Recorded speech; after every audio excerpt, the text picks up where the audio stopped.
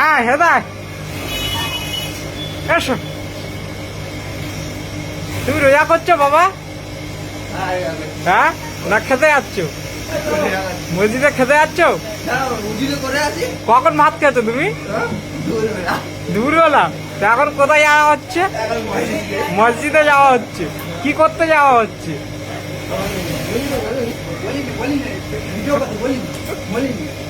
আরে খেতে যাচ্ছি। খেতে যাচ্ছ? ইফতার খেতে যাচ্ছ?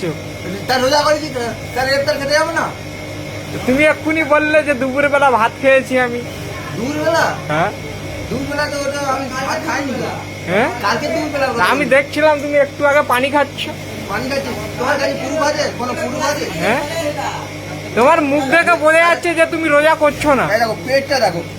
আরে পেট দেখে কি হবে?